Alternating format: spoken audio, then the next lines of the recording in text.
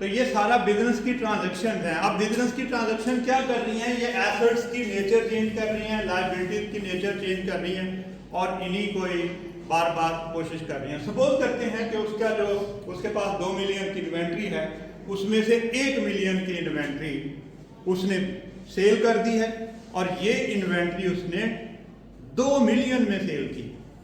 50% उसने इस पे प्रॉफिट, 100% बल्कि प्रॉफिट कमाया है कि 1 मिलियन की इन्वेंट्री उसने 2 मिलियन में सेल की है। अब क्या होगा, 5 मिलियन उसी तरह से रहेगा, कार 2 मिलियन की, इन्वेंट्री 1 मिलियन सेल कर दी है तो अब रह गई 1 million.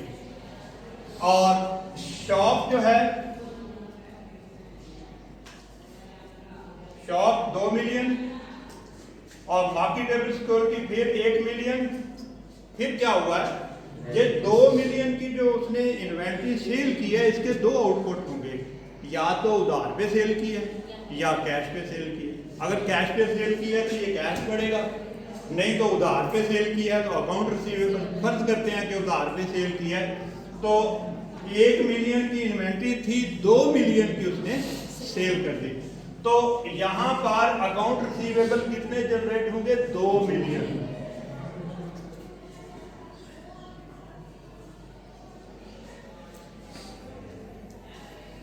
$2 million account receivable generate होंगे।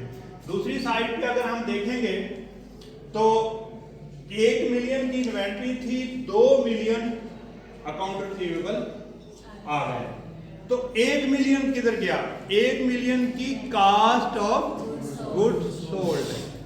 ये कास्ट ऑफ गुड्स सोल्ड जो है ये एडजस्ट करेगी दूसरी साइड पे। हम एक्सपेंस साइड है तो हम कहेंगे 2 million plus 10 million plus 1 million की cast of goods sold.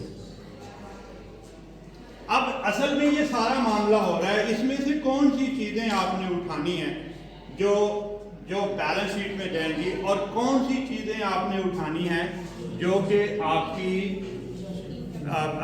Income statement में जाएगी। 3 चीजें बैलेंस शीट की हैं, वो कौन सी, एसेट, लायबिलिटी, वनरेबिलिटी। बाकी सारी की सारी चीजें किधर चली जाएंगी, दूसरी साइड पे। तो हम क्या करेंगे, यहां पे आप देखें अकाउंट रिसीवेबल और सेल्स भी होनी थी। सेल्स कितनी हुई, 2 मिलियन नहीं, बल्कि यूं करेंगे, यहां 2 मिलियन की सेल करेंगे और यहां 1 मिलियन की कास्ट ऑफ गुड्स सोल्ड डालेंगे, कास्ट ऑफ गुड्स सोल्ड। अब आपने क्या करना है कि आपने ये देखिए, ये कैश है, ये कार है, ये इन्वेंट्री है, ये शॉप है, ये मार्केटेबल सिक्योरिटी है, अकाउंट रिसीवेबल है, ये कास्ट ऑफ गुड्स सोल्ड है। ये आपने यहां से उठा लिया। दूसरी तरफ से ये सेल है, इसको आपने उठा लेना। अब अगर कोई एक्सपेंस होता तो उसको भी हम उठा लेते। इन दोनों को उठा के आपने दूसरी साइड पे ले जाना है। अब मैं यहां लिख रहा हूं सेल्स, सेल्स कितनी है, 2 मिलियन, लेस क्या करना है, cost of goods sold 1 million. आपका जो प्रॉफिट आ गया या ग्रॉस प्रॉफिट वो कितना आ गया, 1 मिलियन। ये क्या चीज है, ये आपकी इनकम स्टेटमेंट है। इनकम स्टेटमेंट क्या देती है, परफॉर्मेंस देती है। ये आपके बिजनेस की परफॉर्मेंस है। इस दौरान ये कुछ हुआ, बाकी क्या बचा, ये बाकी सारा जो है इसको अब हम लिखते हैं। इधर से मैं मिट करता हूँ, कोशिश करता हूँ कि यहाँ इसको लिख दूँ कि ये बैलेंस शीट को आपने लिखना कैसे है।